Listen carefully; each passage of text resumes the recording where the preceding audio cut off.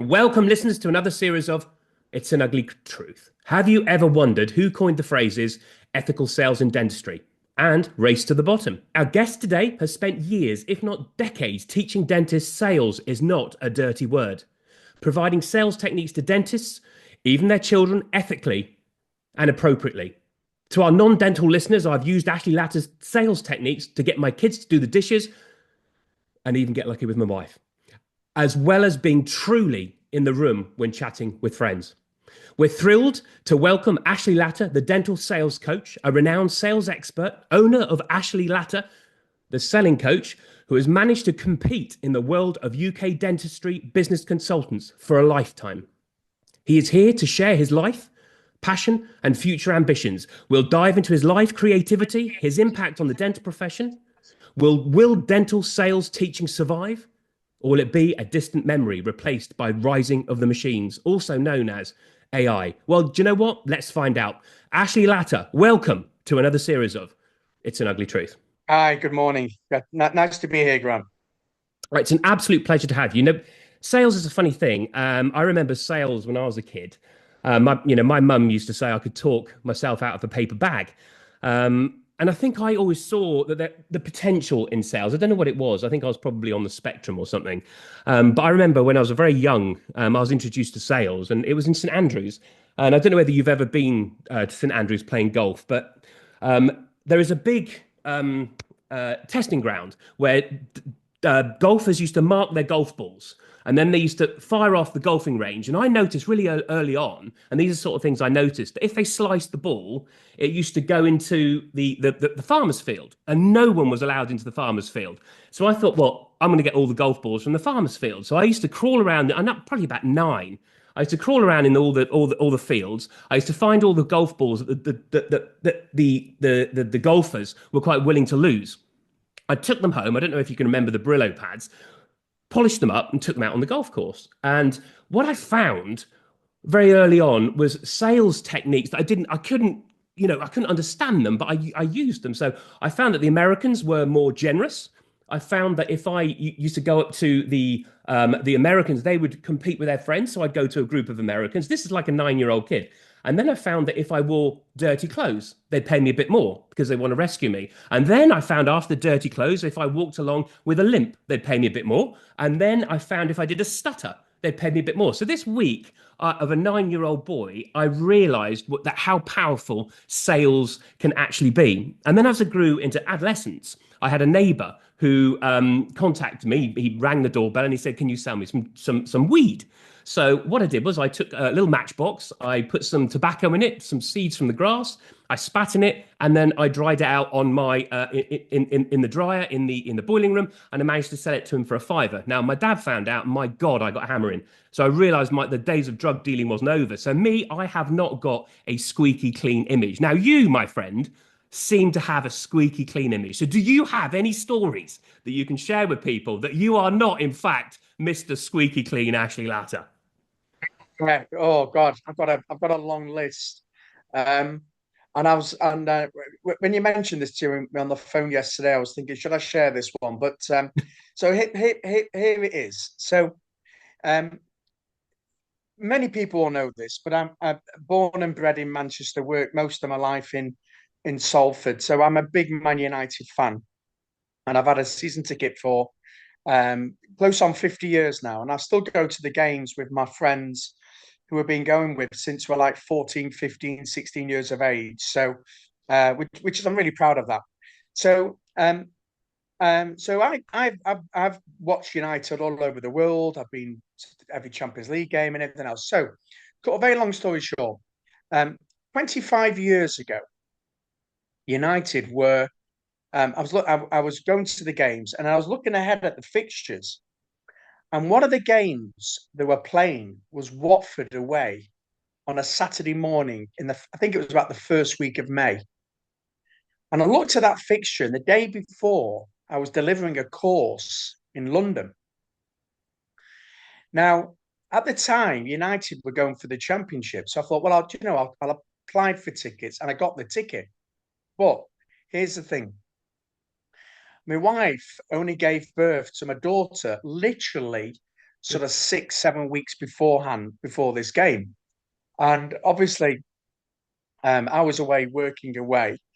And I thought to myself, if I ask Grace to see if I could go to the game on the Saturday, I'm going to get a big no here because I've been away in London for 3 of the nights that week anyway. So I told a little white lie and told her that I was actually delivering a 2-day course and I was coming back on a train late Saturday afternoon. So a little lie. And she said, that's fine, no problem. She said, I'll tell you what I'll do. Why don't I bring Enrica? It's going to be a nice day. Why don't I pick you up at Manchester, at Piccadilly train station? And we can go for a walk on the canal, maybe have a little bit of tea out. So I thought that was a great idea, fantastic. So anyway, I delivered the course, stayed overnight near Watford, and the next morning I woke up, had my breakfast, and I think it was a 12:30 kickoff. And like I said, we're going for the championship. Anyway, so I get to the ground about quarter to 12, 45 minutes before kickoff. I get near the where the United section in, and there's a friend of mine who now lives in London from Manchester, and he's called Alex. And he said, hi, Ashley, we got chatted away. And he said, come on, let's have a quick beer before the game. So there's a little pub over the road. So went to this pub, had a quick beer. And as we come out, he said, look, I've got a spare ticket. This friend hasn't turned up. Why don't you come and sit next to me? You sell your ticket, sit next to me. We can watch the game together. So I said, oh, okay, that's a great idea. And this is like 20 past 12, 10 minutes before kickoff. So I'm stood outside the United end. There's hundreds of people there. And I said, does anyone want a ticket? And this guy comes up. He says, yeah, I'll have it. How much he's selling it for? I said, well, face value. And I think the ticket was 20 quid at the time. It's going back a long time. Yeah. And so I gave him the ticket and he gave me £20. And I turned around. And as I turned around, literally 5 policemen jumped on me. And I said, we're arresting you for ticket touting. I says, what do you mean ticket touting? I just sold the ticket for face value. I had a spare ticket. I sold it for face value. Anyway, I didn't know this at the time, and evidently it's law in England. You're not allowed to sell a ticket within the vicinity of a sports stadium. So these 5 policemen jumped on me and then put me in the back of a police van and then took me down to Watford Nick and got arrested. And it was just the most bizarre thing ever. So I got put in a police cell with 3 United fans who'd been arrested for fighting, and there's me selling a ticket. So obviously I can't tell them I'm in here selling a ticket. So they asked me what did I get arrested for. So I said, oh, Murder. afraid. I just was having, a quick fight with somebody because I had to, had this hard image that I needed to keep up at this time now. So anyway, so I'm in there for an hour, 2 hours, 3 hours, for, and I thought, gee whiz, I'm in trouble here because I've got my wife picking me up in the next hour. I'm still in a police cell in Watford. And anyway, I said, I'm allowed one phone call. So the policeman said, yeah, of course. So I rang Grace up, my wife, who, bearing in mind, 6 weeks earlier had my eldest daughter, Enrica. And I had to tell her the truth. And she obviously wasn't very happy. Anyway, to cut long story short, they let me out. It was about 5 o'clock. I go back to the platform at Watford and I jump on the train. Anyway, I get on the train and I go to sit down in the carriage and I walk in and there's about 15 United fans on the same carriage as me. And I knew one of the guys, he was called Pete, and he sits sort of behind me at the game. And he said, and he's typical working class guy from Manchester, and so he says, how come you're on this train really late? I said, oh, so I told him, I've got this image now to keep up. So I said I got arrested for fighting. Oh, top lad, Ash, top lad. Give him a beer, give him a Stella. So I'm now drinking Stella, cans of Stella with these lads from Manchester, going back to Piccadilly. And I'm thinking, oh my God. I mean, and by the time I got to B Day, I had about 4 cans of lager because I knew I was going to be in trouble. I thought, well, I might as well. Anyway, so I got off and I can still grant picture race today with the pram, with Enrica. And she said, I mean, I remember the words, and that was the day I really knew I found the right one. She said, I knew what you were like when I got married. She says, I wouldn't have minded you going to the game if you just told me the truth but please don't lie ever again.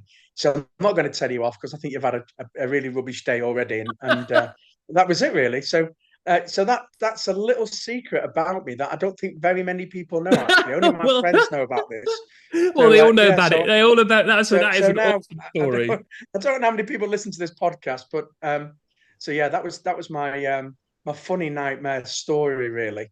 And so that was Yeah, that is funny. Was that when you were you actually in dentistry at that time? Were yeah, you I was. I was actually delivering an ethical sales course. I think I had about 4 courses that week in London, so so I why was there the whole week. Yeah. what got you into dentistry first? What how did you go? Um, which it's a double barrel question. How did you get into dentistry, and what common mistakes do you think people make in sales, i.e., dentists? But remember, there are a lot of non-dentists that are listening to this show. So, Yeah, sure. what common mistakes do people make in sales, and particularly what mistakes do people make Yeah. regarding dentistry and So, sales? so two questions. So how I got involved in it was particularly about 26, 27 years ago. A couple of dentists um, actually took a sales training course with me. I was working with the Dale Carnegie organization, and I don't know why, but I asked them, why are you taking a course? And one of the guys was a guy called Neil, and Neil said, clinically he was a great dentist. He could place implants, crowns, do all the dentistry, but what he couldn't do was sell it. And he said, we complicate things, we talk too technical, we give patients large treatment plans and tell them to go home and think about it. And we're not good at discussing fees. We reduce the fees in our heads. And building rapport is a challenge. So they took part in the course, and as he went on the second day, I just said to him, "Do you mind if I give you a call just to see how the program went?" And he said, "Yeah, I'd love to." And I rang him up, and he just basically said the course changed his life. That people were saying yes, his books were full, he wasn't discounting anymore. But what he said was at the end, he said, Ashley, your program is the missing link because we get taught all the technical skills, but we just don't get taught how to get patients over the line. And yours is the missing link.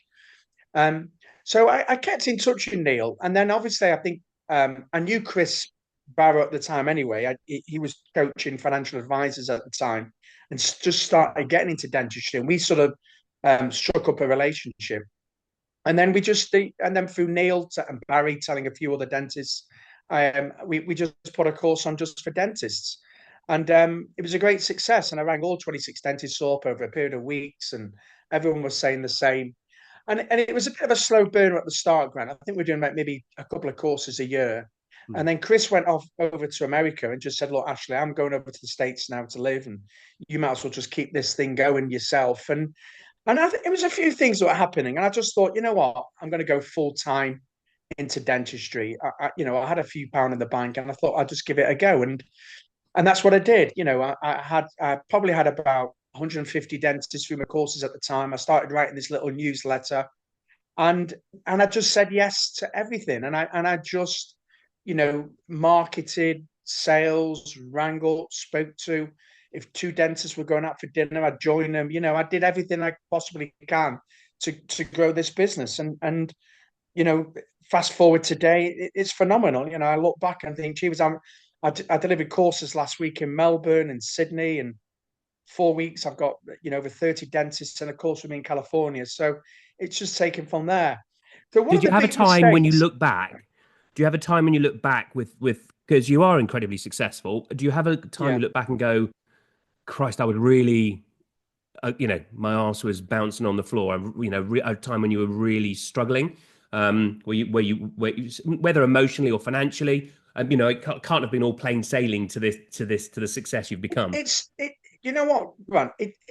And people look at um, the courses and the numbers, and they just think, what they don't realize is it is bloody hard work, Mm. and it is still bloody hard work. I mean, I've put in 3, 14, 15-hour days this week where I've delivered courses, I've given lectures at night time, I've delivered webinars at night time.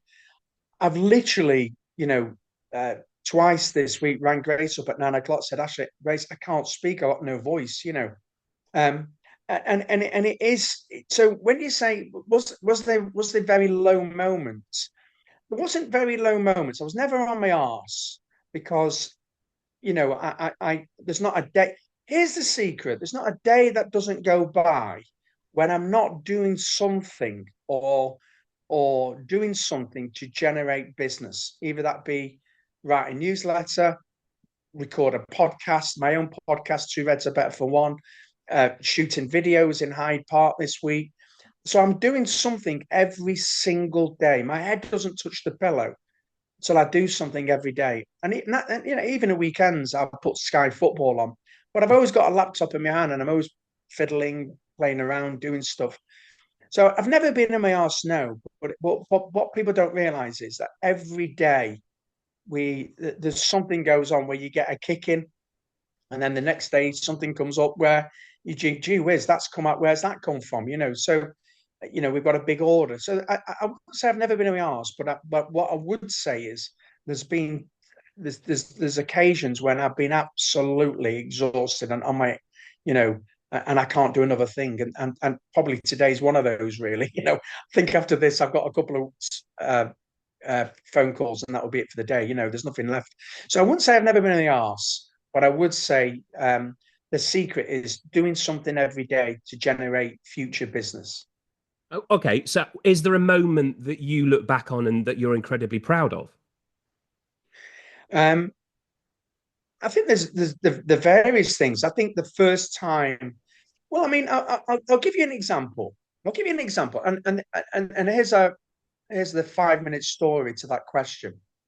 And so many years ago, and going back 10 years ago, when I had this guy ring me up from Australia, and he was the most dour Scotsman you've ever come across. I mean, you know, um, a salesman with an implant company, and he asked me up. He said, "I've heard about you, and I've heard about your courses." He says, "Would you send me some books so I can hand them out to my clients?" So yeah. Well, how many books do you want? He says 20. I said, "Yeah, sure." you know, he says, "Yeah, I don't want. I want them for free." Just thought, you want 20 books, but I don't know who you are, whatever. He said, "Yeah, but I'm going to promote your course. I'm going to try and get a course off the ground for you." Anyway, I don't know why, but we sort of hit it off. And I thought, do you know what? I'll send 20 books out. You never know. So here's me going to the post office, put 20 in a box, post them. It must have cost me a fortune to send them over. And he rings me about 3 weeks later on a Friday afternoon. He says, "Right, people love your books. Can you send me 10 more?" And I thought, well, where's this going, Scott? He says, "Look, I think I can get a course off the ground." Now, this guy, hardly, honestly, very dour. Dour is the best word because I still call him that, by the way. And then so I did that. I put another 10 books in the post. And then about a month later, he rings me back. He says, "Right, I've got 32 delegates to take a course with you." I said, "What Blimey. do you mean?" He says, "Yeah, I've got 32 dentists." I said, "Well, how much are you charging them?" He says, "I'm charging them what you charge in dollars in UK, and it's here. It's going to happen. Here's the dates. Can you do it?" I went, "Yeah." He says, "But I've only got like 3 days beforehand and about 3 days after." He says, "Well, just book it. Go and book your flight." And I said to this guy, I said, "Look, before I book a flight, just send me my hotel, so I know that I'm coming here because I don't know who you are." It's all done by phone call, this. And he sends me his hotel, and then he sends me the booking of the Sheraton Hotel where the course is, and he shows me he's paid the dollars. And I thought, shit, I came home to Grace and said, "You won't believe this." He said, "What's that? In 2 months, I'm going to Australia to deliver a course." And she says, "You're joking." He said, "No, this guy," and I told her the whole story. Anyway, I went, and even when, because I'm sticking 4 grand now on a credit card, to pay for my flight. Going And to meet even then, someone I'm you met thinking, online. I hope there's a guy there to me. Otherwise, I'm having a week on the beach. Anyway, he was there, and fair play to him. We had the most amazing course ever, and it was just in the Sheraton Hotel, Sydney, overlooking the park there. And so when you asked me, did you ever think you've made it? Well, the next day, the whole half the class loved me they loved the course so much that they took me on a boat. And we went round Sydney Harbour. We went under the bridge. We went round the Opera House. We went swimming. It was like 80 degrees. There was like 15 of us. And that day, going under the harbour with a big beer in my hand, and Scott said, "You had the biggest grin I've ever seen anyone." I thought, gee whiz, I've made it here. This is just, and I look back and I just think to myself, how many other people would have put those books in their box, and sent them? So yeah, so I did, and that's what's happened. And I've been back every year since. So Wow. I've just come back last year, and we had the biggest course ever. And I delivered 4 courses there over 3 weeks. So I think that day on the Sydney Bridge, on the boat, going under Sydney Harbour, was, I think, one of the top 10 days of my life. It really was. It was phenomenal. And by the way, we do it every year, and I never get bored of doing it. Yeah. And are these young dentists, or are they dentists that are qualified for some time? It's interesting. We get all sorts, but mainly, yeah, I would say half the group are under 30, yeah. Because they've not had, like the UK, they've not had that communication training, as much. So I would say half the group are under 30. Then, there's a chunk of people between 30 and 40. But we do get a few oldies, I say oldies. We do get a few people over 40 as well. Well, that's not Um, old. I had a guy this week actually. I've just come back from London, 2-day program, and we had a guy from Sweden who's called Anders, and he's on my course, and he's 60, and a super beautiful human being guy. And he says, I love learning, and I've wanted to do your course for years, and here I am. So yeah, so that was I would say that was the proudest moment of my career, going to Australia for that weekend, and it was phenomenal. So how have you managed to balance your family life? I mean, if you're traveling a lot, particularly when your kids were young, did that put a Yeah. strain on anything, or how did you manage to negotiate being a father and doing all the traveling you did? It's a great question, and I think if and I think you and you've got to explain, with your partner, my wife Grace, and she's been amazing, amazing Grace. And we set out our stall, that she would help me in the business as well, by the way. But this is what we were doing. This is what we're trying to achieve. And so you've got to sit down with your partner. But one of there's a few things that I did that worked really well. And so every Saturday, and I would say from when the kids were like 4 and 2, really, or 3 and 1. There's two years difference between my two daughters, but I used to have them every Saturday morning. So every Saturday morning, I'd get up at 7 o'clock. I'd get the kids for breakfast and everything else, and then I'd take them to. I used to belong to a gym in Manchester. It was called the Y Club, and I used to take them there. And there was a kids club, and we used to play for an hour together. And then we went swimming, and then we used to take them for lunch. So sort of like 8 till 2, was daddy and daughter time, and that gave Grace a break every Saturday, really. And then I'd come back and drop the kids off, and in those days, if there was a game on at 3 o'clock, I'd go to the game, or otherwise, if not, the kids would fall asleep, and then I'd take them in the park in the afternoon. So I always had time, and we did that. We did that for, I would say, 12, 13 years, Wow. and eventually the girls would invite their friends. So I would be driving on to Manchester, picking up all these girls along the way. I mean, there was girls in the boot. We had 5, 6 girls. And I loved it, when we all went for lunch. And it's interesting. So my daughters are still friends with these girls now, and they come round to our house, and they always recall, what we did on Saturdays, the Saturday morning wine club, and they always talk about it now. So that was the sort of thing we did. The other thing I did was I always took time off, Grant, and we always have 2 stroke 3 holidays every year. So whatever it was, we went on holiday. So we always had 2 weeks together in the summer, and inevitably when the kids were growing up, we always went to Sicily or Italy every year. And then we'd go away at half term in October. So typically we'd go again somewhere warm. And then when the kids were about 8 and 6 or something, or 6 and 4, we took up skiing. So we always had 2 stroke 3 holidays every single year without a sector. And so that was it. We worked to go on holiday, really. And that's what we did, really. So yeah, so and it's worked out well. I've got a great relationship with my two daughters, and Enrica helps me now in the business. But although she's living in Australia at the moment for a year or so, and Martina's training to become a dental technician. So it's all staying in the business, in the family. Yeah. And do you because I know that you went to another business, didn't you? You sort of diversed a bit, and then you started teaching children or showing children a way to become more confident.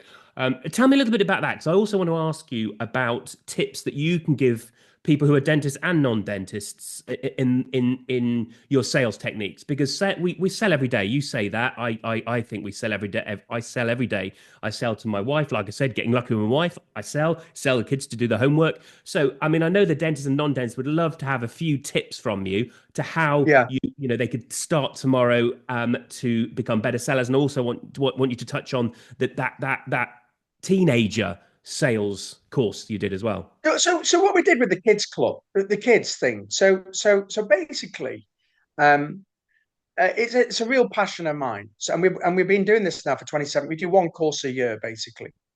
So we get 12, 14, 15 youngsters, and they're all aged between 16 and 23, 24. And we call it the Dragon Den meets the Apprentice. And basically, what we do is we teach them communication skills, how to give presentations. We teach them how to be confident speaking in front of groups. And then we teach them very, very basic sales skills, just very basic, nothing mad, because we've only got a day together. And then basically we put them into teams, and there's normally three or four of us instructing the course, and they have to compete for a business order, and we give them a fictitious we're like a hotel, we're going to put a conference on. They have to come on and interview us, find out what we're looking for, what each one of us wants. So there's four of us, and one could be a sales director, one's an owner, one's an operations, one's an accountant. They've got to come and interview us, find out what each one of us wants from this conference. Then they have to go away and actually give a presentation to us all, competing against the three other groups for our contract. So we give them very basic sales skills, how to ask questions, how to build rapport, but then we teach them how to sell. And it's a whole day. It's a long day, like 8:30 till 5:30, something like that. And it's amazing. And the feedback we get is phenomenal because um, we've had dentists tell us, or the kids that they've reported back, they've got the ideal job because they're able to be more confident. They were better at interview, better when went for an interview. Sometimes they have to go for a job and compete against other people, and they've got it. And with the feedback Awesome. we've had is been phenomenal. And I do it all for charity. So we send a chunk to Bridge to Aid and a couple of charities here in Manchester and an African charity. So we raise about £3,500–4,000 every time we do it, but it's great, and it's just great to see youngsters come in at 8:30 in the morning. They're all on the phones, not speaking to each other, and by the end of the night, they're giving presentations to groups, Oh, and it's that's just lovely. great to see their development. So yeah, it is one of the best days of the year for us. But if you ask me to give you any tips, if you were to ask me, well, the biggest mistake, and by the way, I still couple of times a year I train sales teams, and this is only if who people have known me over years, and I do the odd training course. But one of the biggest mistakes salespeople make and dentists make is they don't ask enough questions. They sell without truly finding out what your clients' wants and needs are, and they don't ask enough questions. So if I went into, I'll give you an example. So I've seen this all the time. So I'm watching consultations every week virtually. I go to a practice and I'm studying and watching what they're doing. And I see this all the time.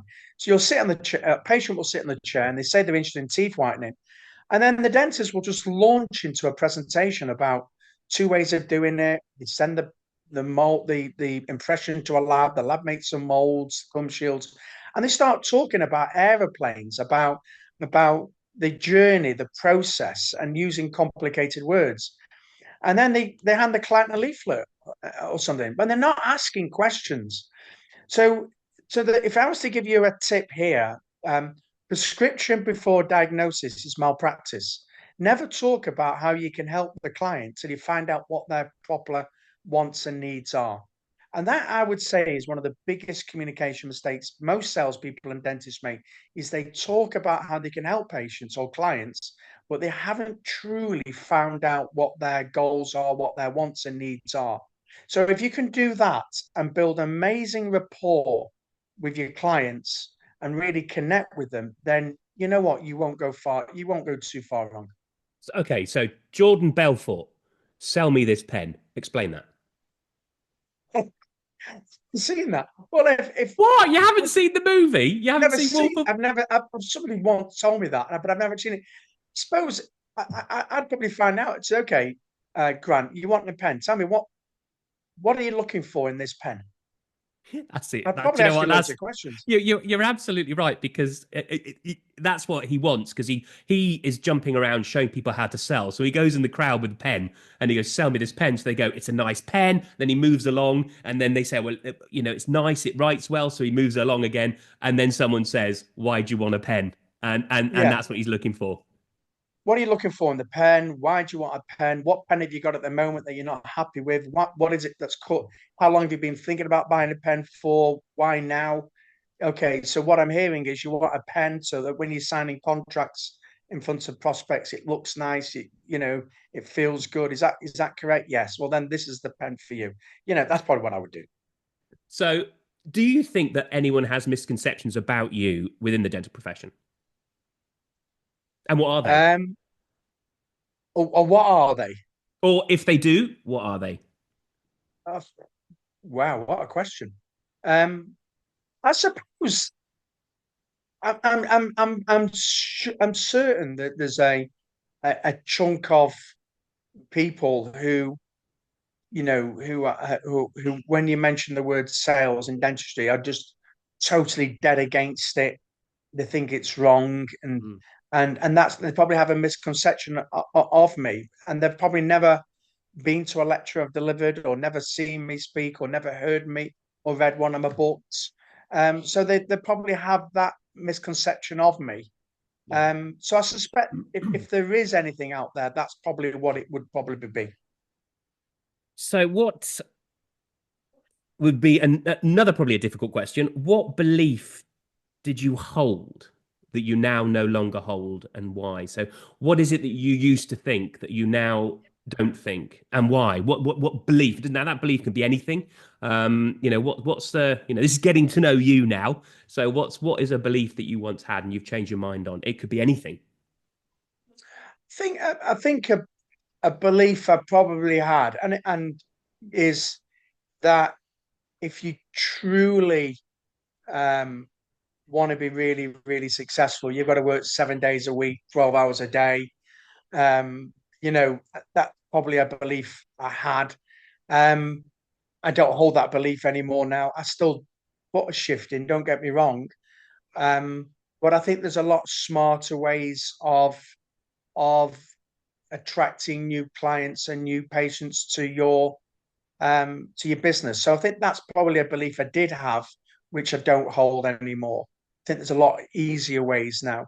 Um, there's so many different um, social media, platforms and things that you can use to promote what you do.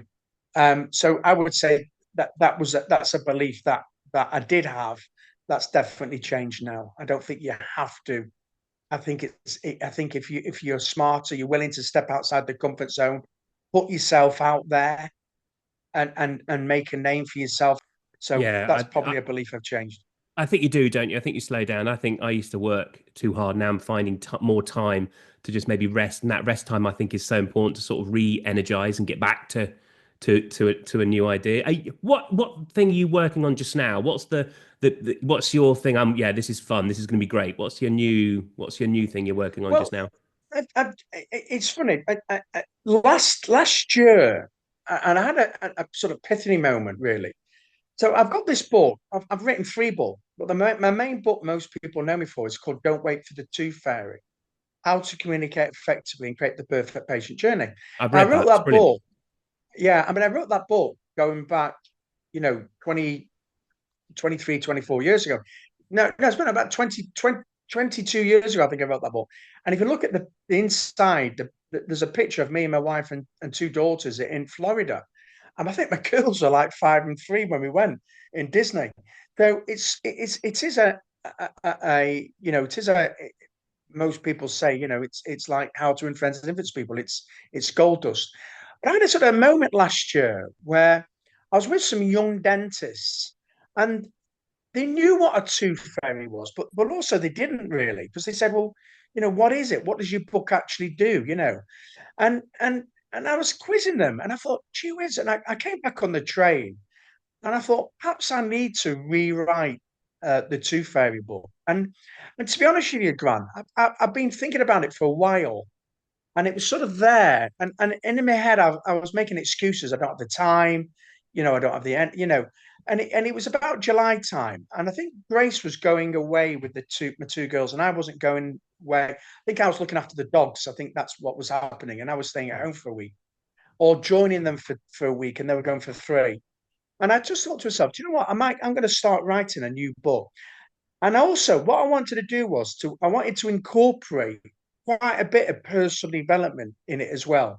So not only did I want to, and I had so much new material from the courses now, and people were doing new things, and I wanted to incorporate all that in this book. So I started writing this book again in August, and I can't tell you how much I enjoyed writing.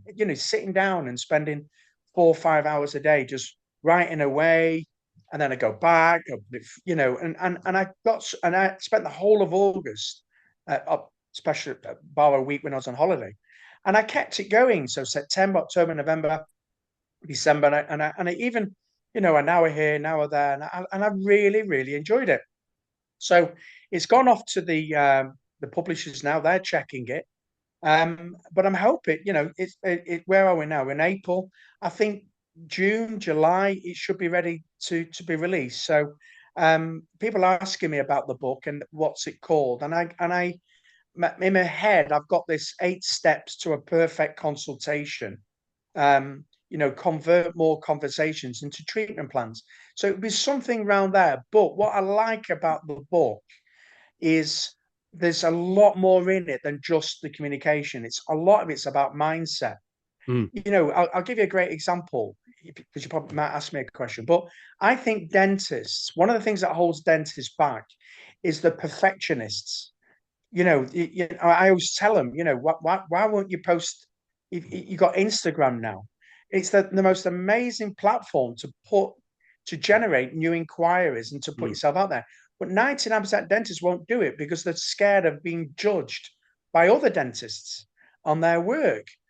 And it's these things that I mean, that's just one example. There's loads of examples in the book, but I think this so the book, to answer your long question, is the book is a lot more than just the communication skills.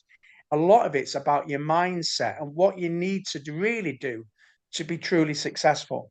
So that's the thing I'm really proud of. I put nearly a whole year into it, Blimey. and all being well, June, July, August, we should be ready to launch the book. So that's I've been working really long, hard on that, and yeah, I'm really excited to release it to the world. I think it's going to go down well. I'm really proud of it. Really, really proud of it.